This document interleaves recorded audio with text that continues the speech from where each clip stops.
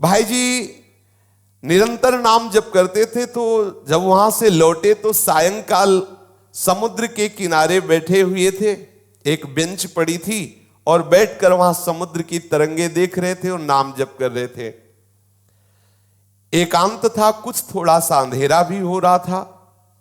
Bench पर बैठे नाम चिंतन करते हुए समुद्र की तरफ देख रहे थे, तो अचानक देखा कि बेंच के समीप एक पारसी सज्जन खड़े हुए हैं। सफेद पोशाक, सफेद पाग बांधे हुए ऐसे खड़े हैं। बहुत देर तक भाई जी उनकी तरफ देखते, फिर नाम जप करते, फिर देखते, और वो खड़े ही रहे। भाई जी ने सभ्यतावश कहा, साहब बैठ जाइए। अब वो बोले डरिएगा नहीं। भाई जी ने कहा, मैं क्यों डरूंगा? बोले नहीं, मैं कोई आदमी नहीं हूं, मैं प्रेत हूं।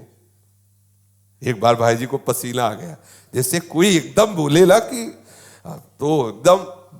उसने पहले कहा कि आप डरिएगा नहीं, मैं प्रेत हूं। सुनते ही भाई जी के पसीना आ गया। मतलब एकदम अचानक किसी को भी ऐसा हो जाएगा।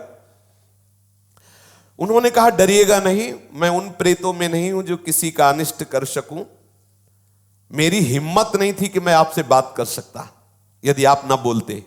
ध्यान दीजिए, एक प्रेत योनि भी है 84 लाख योनियों में, जिनका शास्त्र विरुद्ध आचरण बनता है, धर्म विरुद्ध आचरण बनता है, जो अधोगति को प्राप्त होते हैं। जैसे धुंधकारी के विषय में आया है कि वो प्रेत योनि को प्राप्त हुए थे, भागवत में चल। बहुत से ऐसी गलतियां हैं जो हो जाने के कारण फिर हमें प्रेत योनि मिलती है। बड़ी भयानक कष्टप्रद स्थिति होती है। उसमें बड़े अच्छे भी प्रेत होते हैं, बहुत बुरे भी, बहुत ही भयंकर कोटि के भी होते हैं। और ये स्वयं सृष्टि में कुछ खा पी नहीं सकते। नदियां बह रही लेकिन प्यासे तड़पेंगे, एक बूंद पानी नहीं पी सकते। ये जब पिएंगे जब कभी तुम्हारे ऊपर सवार हो जाएंगे, तभी ये आहार विहार कर सकते, अन्यथा नहीं। ऐसे तड़पते रहते, चिल्लाते रहते हैं। जब कोई अपवित्र और कर्महीन पुरुष फंस जाता है, तब ये उनके ऊपर सवार हो जाते हैं, उनका खून पीते हैं, उनके द्वारा जो जल भोजन आदि पाया जाता है उसको वो ग्रहण करते हैं। जो भगवान नाम जप करता है उसको स्पर्श भी नहीं कर सकते, बात भी उससे नहीं कर सकते। विश्वास करना, जो भगवान नाम जप करते रहते हैं, ये प्रेत योनि की ताकत नहीं कि उसका स्पर्श कर सके। अपना कल्याण करने के लिए बड़े संतों के जीवन में आते हैं। देखा गया, पूज्यपाद सिउड़िया बाबा जी के भी जीवन में पाया गया कि एक बार वो वृक्ष के नीचे बैठे हुए थे, तो देखा एक प्रेत वृक्ष को हिला रहा है। बाबा की दृष्टि गई, उन्होंने सब साधकों से कहा, सावधान, यहाँ प्रेत आ चुका है। अब तो सब घबरा गए बात सुनते ही। बाबा ने कहा, पर चिंता मत करो, वो सामने नहीं आएगा, किसी को छुएगा नहीं। पर वो बड़ा उपद्रव करने लगा, कभी कुटिया में जाकर के पर्दा हिलाना, वैसे कई तरह के। बाबा ने कहा, चलो फिर यहाँ से आसन हटा देते हैं, ये करेगा तो कुछ नहीं पर उपद्रव करता रहेगा। और तो ऐसा कई संतों के जीवन में ऐसी घटनाएं आती हैं, पर वो आपको डिस्टर्ब करने की चेष्टा करेंगे, आपको छू नहीं सकते। तो भाई जी से कहा कि मेरी हिम्मत नहीं थी कि मैं आपसे बोल सकूं, आप बोले तब मेरी हिम्मत हुई, मैं आपसे बात किया। मैं आपसे सहायता मांगने आया हूं, मेरा उद्धार कर दो। भाई जी थोड़ा हिम्मत किए। जब वो बोला, आपसे सहायता करने आया, आपका मैं अनिष्ट नहीं करूंगा, मुझ में ऐसी ताकत नहीं है कि मैं यहां किसी से भी बोल सकूं।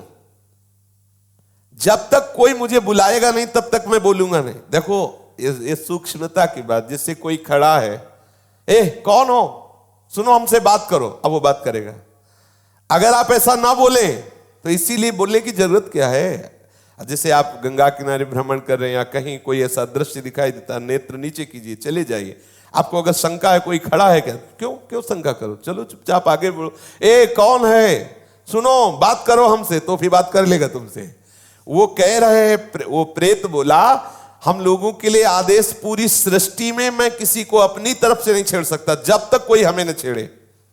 अच्छा, जैसे उनकी वृत्ति मलिन होती है, तो जब तक आप अपवित्र नहीं हो, जैसे जूठे मुंह हैं, ऐसे ही सब अपवित्र हैं, गंदे आचरणों का चिंतन कर रहे हैं और उनको प्रवेश होने की गुंजाइश है, कोई न कोई ऐसी घटना करेंगे जिससे आप उनसे आकर्षित हो, वस्त्र के द्वारा या किसी आसन के द्वारा। मान लो उनका ऐसा अपवित्र आसन है, अपवित्र वस्त्र है, जिससे किसी भी तरह उनका संयोग होने का है चांस, वो आप में प्रवेश कर जाएंगे। यदि आप नाम जापक हैं, पवित्र रहते हैं, तो कहीं भी भ्रमण करके देखा है, गंगा जी की परिक्रमा जब की तो कहीं भी कोई भी ऐसी घातक क्रिया नहीं। और जबकि जगह जगह स्मशान मिलते हैं, दोपहर में भी रात्रि में भी रुके, कभी ऐसा नहीं, कभी भगवान नाम जापक ऐसा डरे ना, पर अपनी तरफ से किसी से बोलने के लिए नहीं। कोई वस्तु पड़ी हो, कोई पद, ये सब नहीं छूना चाहिए। तुम्हें लगता है कि ये वस्त्र है, ये अटैची है, ये किसी की पर्स है, पता नहीं किस लक्षणों से युक्त है, तुम्हारी हानि कर दे, ऐसा कोई पड़ी हुई वस्तु न छुए, किसी से बोले ना, अपनी तरफ से किसी से वार्ता न करे। ये अगर ऐसे सावधान रहे तो है, प्रकृति में है 84 लाख योनियों में एक योनि, पर कभी ऐसे सहसा किसी को वो आक्रमण करके नष्ट नहीं करते, कोई घबराए नहीं, ऐसा तुमसे बढ़कर वो नहीं है, सबसे बड़े प्रेत तुम हो। यदि आप अपने में रहो तो लाखों प्रेत आपके अधीन हो जाए। आप समझो, जहां यमपुरी की चर्चा आती है तो उन्हें प्रेत राज कहते हैं, यमराज जी को, और समस्त जीवों को प्रेत कहते हैं। भूत सर्वभूत हिते रतसा, भूत ही तो है। देखो ये 5 महाभूत है, नहीं ये भूत थोड़ी, ये महाभूत है, इनमें फंस गए, अब इनसे मुक्त हो जाओ। ये भूत है, परेशान करते रहेंगे। 5 तो लगे ही है, चूक गए तो और ऊपर इनमें छठा भी चढ़ जाएगा, और वो परेशान करता रहता है। इसलिए मैं प्रतीक्षा कर रहा था कि आप बोले तो मेरी हिम्मत पड़े। भाई जी महाराज प्रेत से बोले, तुम क्या चाहते हो?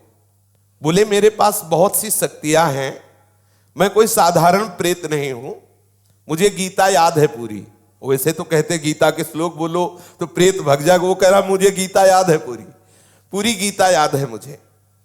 प्रेत लोक में बहुत दुर्गति हो रही, मैं बहुत घबरा गया हूं, वहां बहुत दंड मिलता है। देखो एक बात ध्यान रखनी कि यदि आप भगवत मार्ग में चल रहे हैं, मनमानी गंदे आचरण करेंगे शास्त्र विरुद्ध, तो भगवान शब्द देख रहे हैं, डरो, इस बात से डरो कहीं तुम्हारी दुर्गति ना हो। देखो बोला मैं, मुझे गीता याद, कंठस्थ 18 अध्याय। तो उन्होंने कहा कि आप तो पारसी हैं, आपका कैसे कल्याण होगा?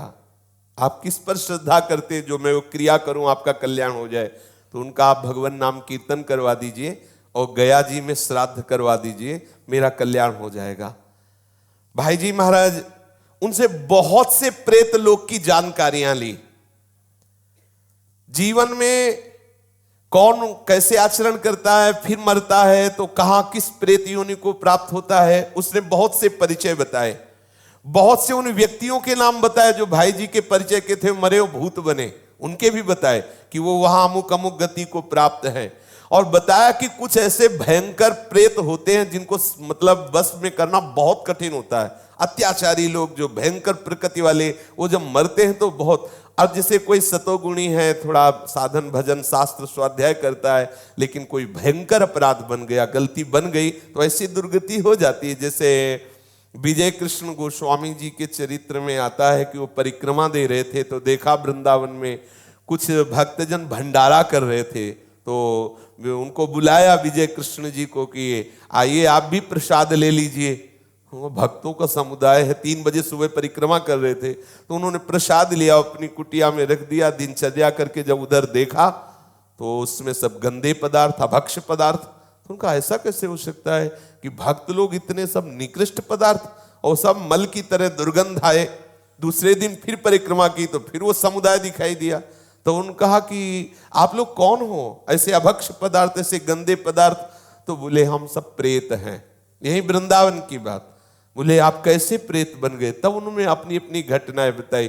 जैसे एक बताया कि श्री ठाकुर जी के लिए जो अमनिया आता है उसको हम बिना ठाकुर जी को अर्पित किए अपने प्रयोग में ले लिए, इसलिए हमारी गति बिगड़ गई। ध्यान देना है, जैसे जो भी वस्तु मान लो मंदिर आदि में है जो प्रभु के लिए आती है, सबसे पहले प्रभु को अर्पित हो। यदि आप वस्तु आई और अपने घर ले गए, अपने प्रयोग में किए, वो अपराध है।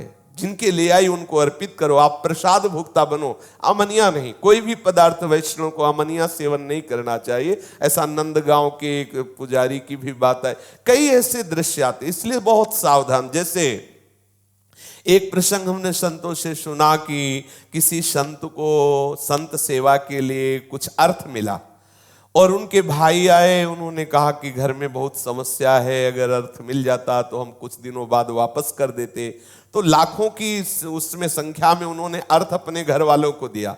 अच्छा, घर वाले इसलिए वापस नहीं किए कि बड़े भैया ही तो हैं, तो जब वो पधारे तब वो अधोगति को प्राप्त हो गए। ये ध्यान देने की आपको गौशाला के गौ सेवा के लिए, संत सेवा के लिए, जिसके लिए जो वस्तु दी जाती है ठीक वही लगनी चाहिए। उसे आप अपना मान करके प्रयोग करेंगे तो आपकी गति बिगड़ जाएगी। जैसे आपने 500 संतों के भंडारे के लिए पैसा लिया, तो आप सेवक रूप से खूब मेहनत करो, संतों की जूठन पालो और जितना रुपया है पूरा संत सेवा में लगा दो, तो आपको भगवत प्राप्ति का मार्ग प्रशस्त हो जाएगा। लेकिन आपने क्या किया कि 100 का लगा दिया, 400 का, यह अपराध बन रहा है। ये आपकी बुद्धि को मलिन करके और ऐसे आचरण करवा देगा जिससे आपकी गति बिगड़ जाए। देखो, यहां मनमानी आचरण कर ले, लेकिन निर्णायक बैठा हुआ है, आपकी एक एक चेष्टा को देख रहा है। इसलिए देखो, आप डरो इस बात से। 18 अध्याय गीता के याद में प्रेत बना हुआ टहल रहा है और भाई जी से प्रार्थना कर रहा है कि बहुत दुर्गति होती है, बहुत मार पड़ती है, न पानी पी सकते हो, न खा सकते हो, कितना हमें क्लेश दिया जाता है। वो अपनी सब बातें बताने लगा। उन्होंने बताया कि 6 महीने पहले जिनकी मृत्यु हुई थी वो भी प्रेत बने, और भाई जी को परिचय बताने लगे कि आप विश्वास करो, मैं सबको जानता हूं जो जो बनकर के प्रेत लोक में गए हैं। एक हरिराम के ब्राह्मण थे, उनसे भाई जी ने कहा कि मैं गया तो नहीं जाऊंगा, आप जाकर के उनका श्राद्ध कराएं, नाम कीर्तन का अनुष्ठान हम करते हैं।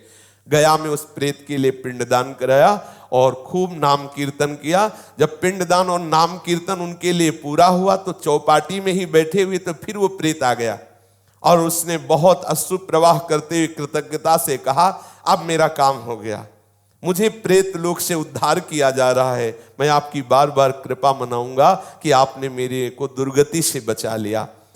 मैंने प्रेत लोक की स्थिति, वहां के कौन कौन से जीव गए हैं, क्या क्या उनको दंड मिलता है, ये सब बहुत विस्तार से बातें की, भाई जी कह रहे हैं।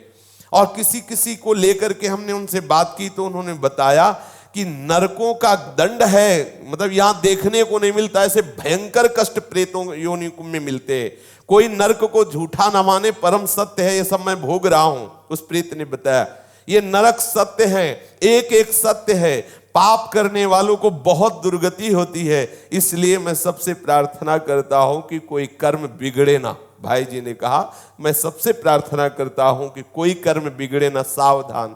अपने लोग समझते हैं कोई देख नहीं रहा, लेकिन जिनको देखना है, जिनको निर्णय करना है, वो तो निश्चित देख रहे हैं। भाई सावधान, हम बहुत डरते रहें, कोई अपराध न बने, कोई गलती न बने, इस जन्म में प्रिया प्रीतम मिल जाए, यही सार बात। श्री राधा वल्लभ लाल की जय।